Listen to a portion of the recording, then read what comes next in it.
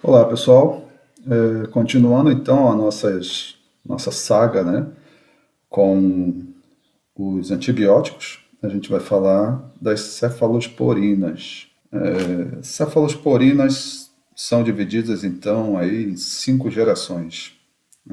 Cada geração teve seu auge, né, de ação contra as bactérias resistentes às penicilinas e foram sendo desenvolvidas seguidas gerações aí, chegando à quinta geração, que tem um espectro de ação principalmente contra bactérias resistentes à meticilina, nos dá aí esperanças aí, né, no tratamento de algumas infecções, né, principalmente aí por Staphylococcus aureus resistentes à meticilina. Ela também tem aí uma possibilidade, né, de substituir as penicilinas em pacientes com alergias, né, graves aí à penicilina.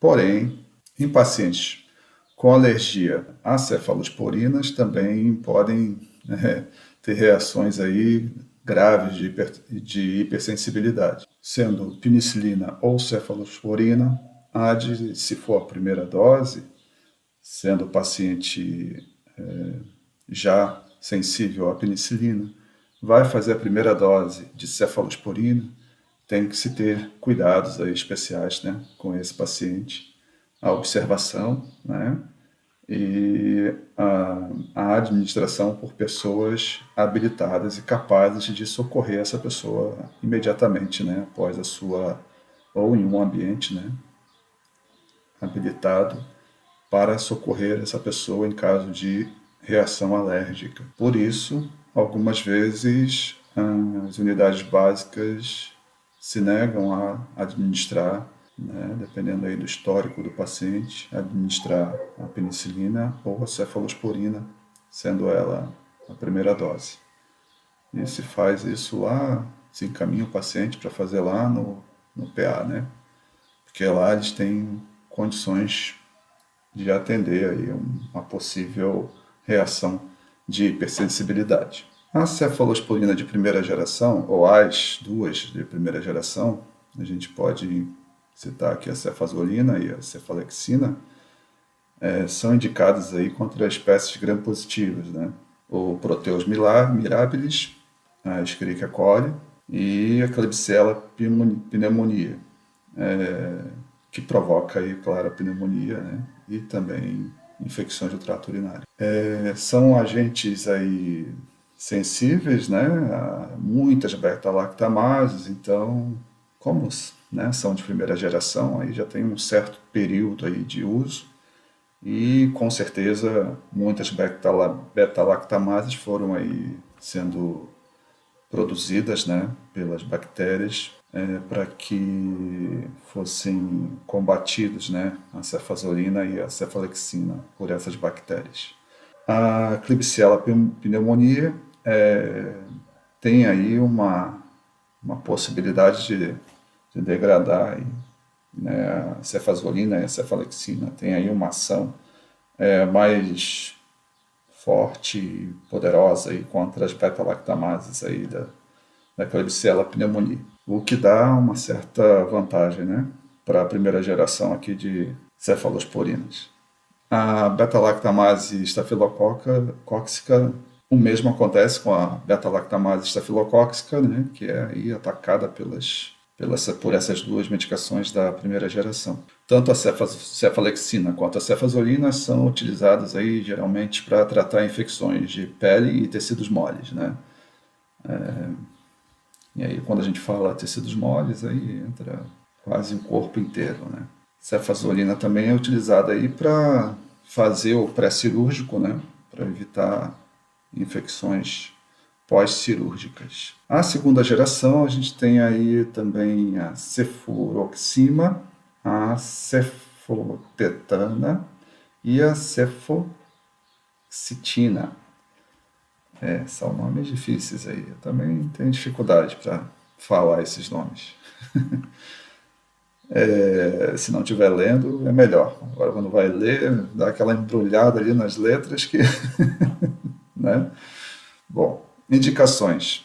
Apresenta atividade aumentada contra hemófilos influenza, né?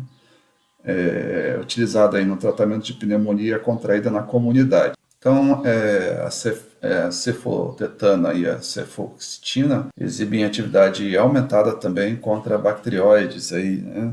Prescrita aí em infecções do trato abdominal, aí, intraabdominais e pélvicos, né? Incluindo aí as DIPs, né? Que são as doenças inflamatórias pélvicas. As reações adversas têm aí diarreia, uma discreta elevação das enzimas hepáticas, né? E reações de hipersensibilidade. Então, semelhantes aí à maioria das medicações antibióticas. A ceftriaxona e a cefotaxima, da terceira geração,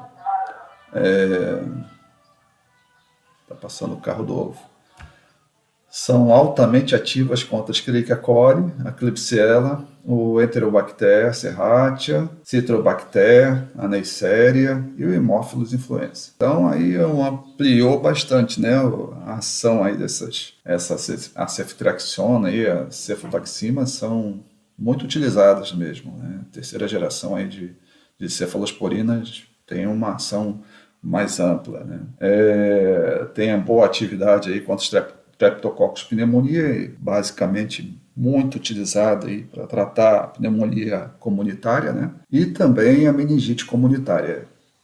São essas duas patologias aí, a ceftriaxona e principalmente ceftriaxona, são utilizadas para tratar essas duas patologias aí adquiridas na comunidade, a pneumonia e a meningite, né? Então, os usos comuns incluem o tratamento de infecções de vias respiratórias inferiores, pneumonias, né? Meningite e infecções gonocóxicas, né? Não complicadas. Então, aquela gonorreia, né? Também entra aí a ceftriaxona aí também para tratar essa doença sexualmente transmissível, tá bom? Endocardite com cultura negativa, né? E doença de Lyme complicada. Na terceira geração, a gente ainda tem a ceftazima, ou ceftazidima. Eu sempre troco de zima e o zidima. A ceftazidima tem aí seu espectro de ação diferente dos outros dois agentes, né? Na medida em que apresenta significativa atividade antipseudomonas, né? Tendo aí uma mínima ação contra gram-positivos, tá? É utilizada aí muito para tratar infecções hospitalares, né, por pseudomonas aeruginosas. Então, ela tem essa especificidade de ação contra pseudomonas aeruginosas, bactérias gram-negativas aí, infecções hospitalares. É uma das tentativas, né, antes de se passar para a quarta e quinta geração. Isso dentro dos hospitais, né? Então, quando ela não consegue cumprir com sua ação, entra a cefepima. Alguns médicos já pulam as gerações e já vão direto para a quinta geração, né?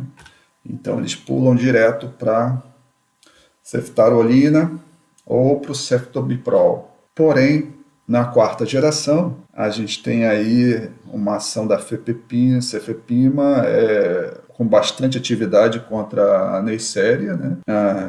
Os hemófilos influenza e alguns micro-organismos gram-positivos aí. A pseudomonas também é originosa e tem aí uma ação mais resistente contra as beta-lactamases das enterobactérias, né? Certo? Que aí que a terceira geração não consegue eliminar. Não funcionou lá no início com a methicilina, já se ataca com a quinta geração, né? Apresenta aí na quinta geração esses dois, a ceftarolina e o ceftobiprol, tem uma ação mais efetiva e abrangente, né, contra esses micro-organismos aqui, né? Staphylococcus aureus, que já apresentou resistência à methicilina, né?